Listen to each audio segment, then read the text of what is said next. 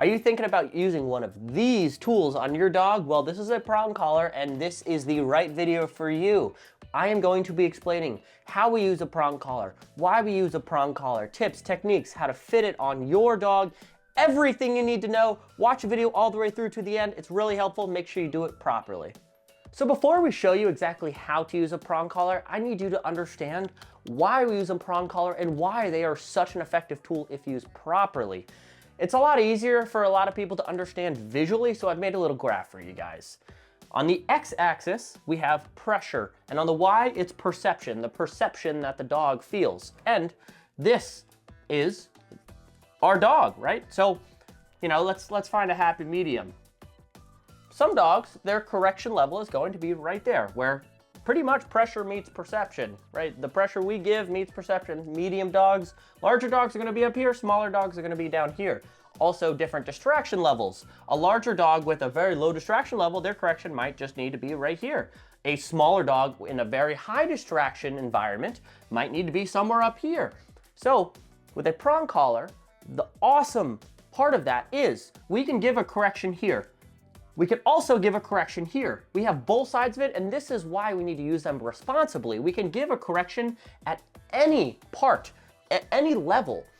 The issue with other tools, like, for example, harnesses, the max pressure you can give your dog is going to be probably, I don't know, like a 1, like a very, very small amount. No matter how much pressure you give, the perception of the dog is still gonna be right about there, right? The dog is not going to be understanding they're doing something wrong, and that is why we are so against harnesses. Now let's talk about like a flat collar. Flat collar is an awesome tool, and we can use a little bit more pressure. I'd say it's probably somewhere right around here. That is the max pressure that we can give a dog right there with a flat collar. Flat collars are great tools after we've introduced the prong collar and used the prong collar, but it's hard to teach a dog, unless the dog is very sensitive, it's hard to teach a dog using just a flat collar alone. That, hey, you are doing something wrong, this is what we want you to do instead. Now, let's talk about a slip lead. I'm a huge proponent of slip leads, especially for some specific dogs that are a little bit more sensitive and not really big. And because a slip lead, I'd say the highest pressure we can give with perception is probably gonna be, right around this line. It's probably just kind of right in the middle. X marks the spot. That's as much as we can do as a slip lead.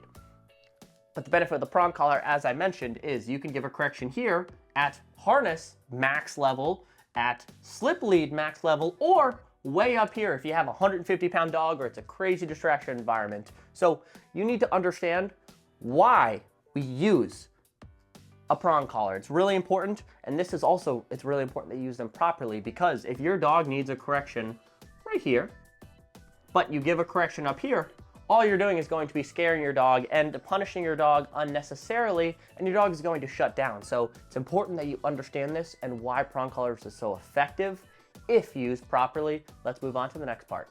Let's talk about how prong collars physically work. There's a lot of misinformation about prong collars, that they actually, kind of break the dog's skin and cause a lot of pain.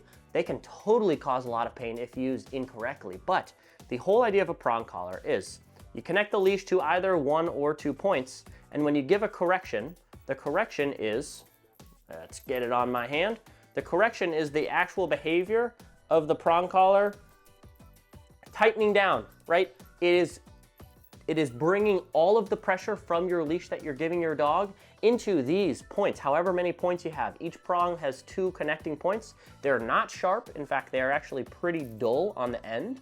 And it is concentrating the pressure on the dog to make, when you give pressure, makes it a little bit uncomfortable for the dog. There's a lot of technique that goes into it, but a prong collar is not here to hurt your dog. In fact, it's just to be clear with your dog. This is right, this is wrong, in tons of different environments and situations, because, as I mentioned, you can give a correction in a low distraction environment using very little pressure, or you can give a 150-pound dog in a high distraction environment the proper amount of pressure that they need to understand, no matter where you are. That's why these things are so effective. When you're hooking up your prong collar to your dog, I'll talk about sizing and fitting, but there are 2 connection points right here. The first option, which is usually what I do, this is the option that has a smaller amount of bite, is just hooking it to the top buckle, the top clip, but you hook it to the top and it kind of acts like a martingale, right?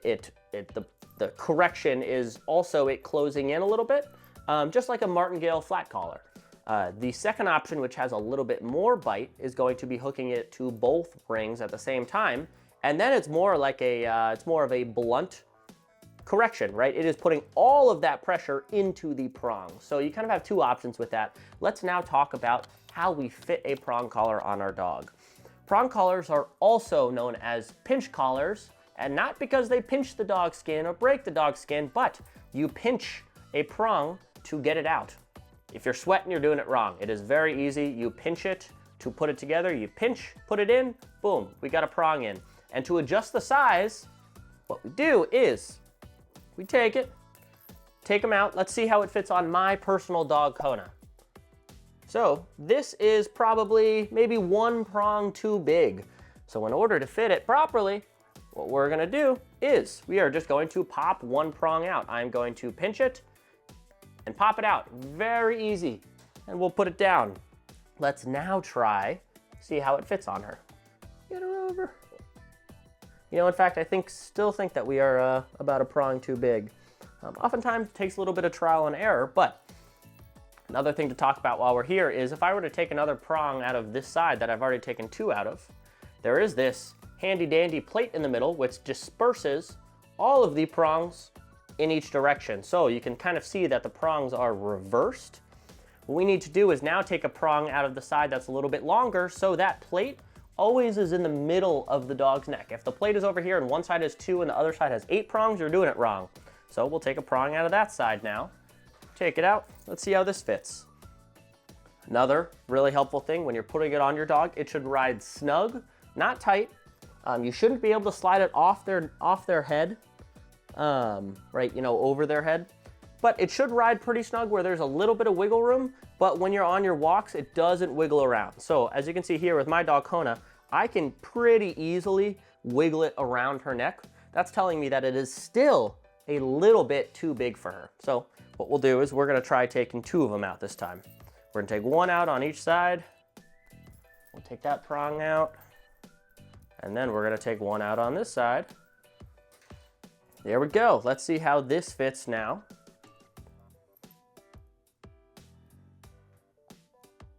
There we go. That is a much better size. So we have on our prong collar, it's snug. I can't really wiggle it around her neck, but it's also not constricting her neck where it is giving her pressure just from it sitting there. So now we have the right level. What we'll do is we will take our leash, we'll hook it up to either one of the D-rings or both of the D-rings. And one little last tip of advice is always have a safety clip. The safety clip hooks to the flat collar, not the prong collar, but the other collar that's on the dog, kind of the safety collar, hooks to that and it hooks to the leash so that if and when the prong collar fails, you still have control of your dog and your dog's not off leash running into a street, running into a dangerous situation. Prong collars will fail, it's just a matter of when, not if. Happens to me all the time from improper use, oftentimes user error, and oftentimes just a prong bending out of shape.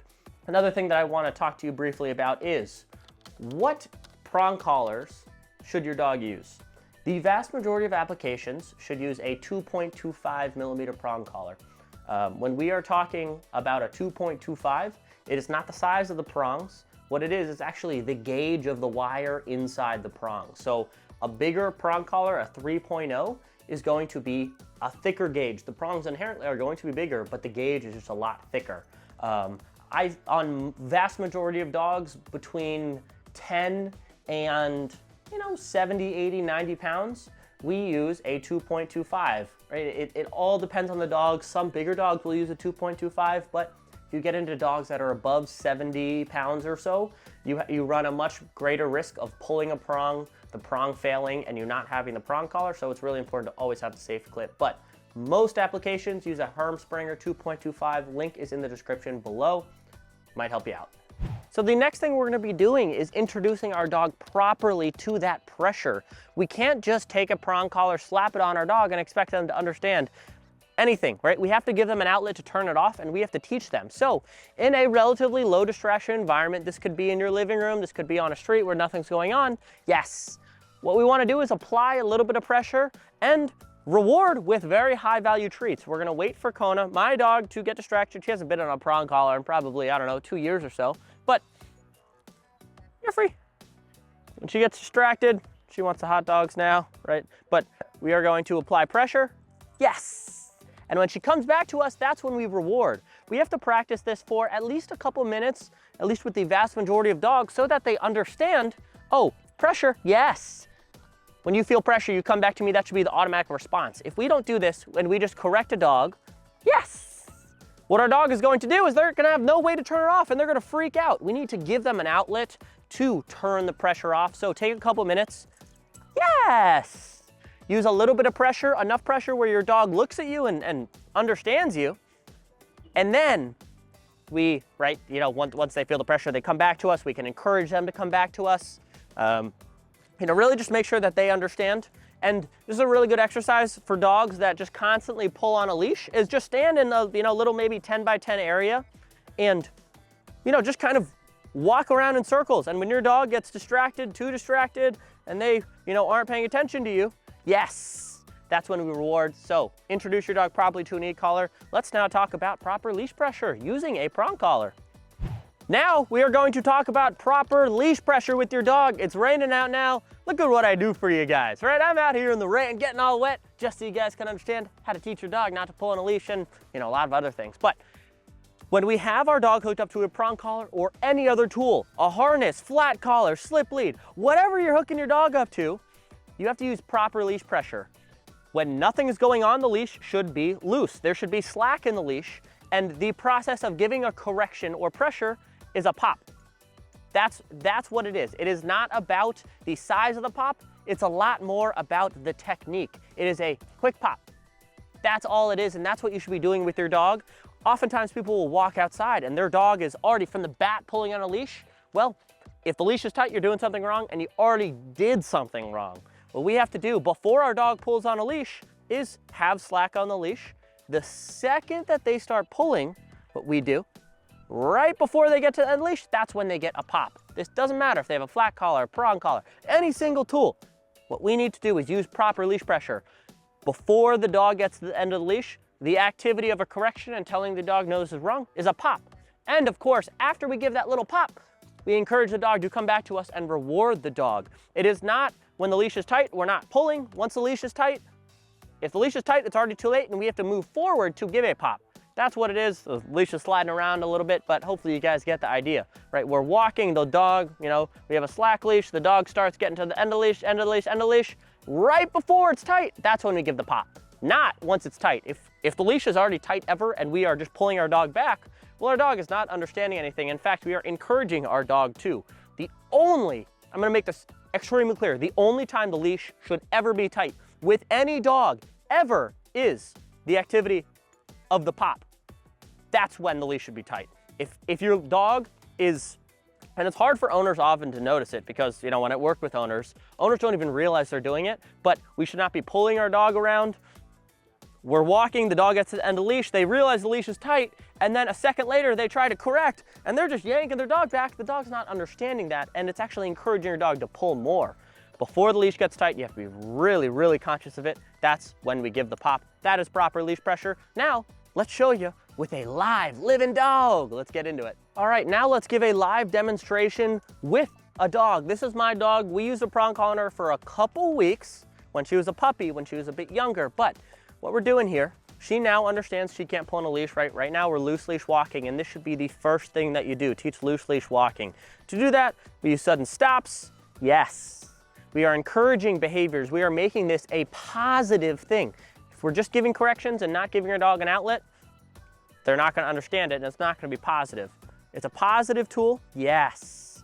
Doing sudden stops, sudden U-turns, all of these things. And when we do give a correction, yes, good. We're using high value treats, especially at first, and just teaching ourselves as well as our dog leash pressure. Once our dog understands leash pressure and is really well behaved in all different environments, we can then take the prong collar off and start using a flat collar or a slip lead that has a little bit less bite because we don't need it. Our dog understands. You feel pressure, you come back to me, whether it's with a flat collar, prong collar, whatever it may be. So a little bit of pressure, yes, good. Right, Kona is a very sensitive dog, so she does not need a lot of a correction, right? And this is also a relatively low distraction environment. It's raining, there's not much going on, but say I was with a 130-pound Great Dane, a dog I trained a couple weeks ago. I'll show you some clips. The dog has reactivity. When her motor got really high, a correction would probably, this is, you know, maybe a 0.5, the corrections I'm giving Kona. That dog needed a 10 out of 10. Really, really high pressure level, just because of the dog, you know, being a little bit more high strung, being a larger dog, and not very sensitive. So right now we're at the bottom of that scale I discussed with Kona, but yes, good girl. But we're just practicing a little bit of loose leash walking, right? I'm not giving any corrections now, but I'm just kind of changing speed. When she starts getting ahead, I'm stopping, I'm turning around, I'm walking this way, yes! And I'm also reinforcing her when she comes back to me. Don't care what tool you use, that is how you stop a dog from pulling. Keep them engaged, keep them with you, using positive reinforcement, as well as discouraging the behaviors.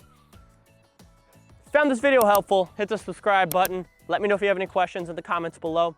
We'll see you in the next one.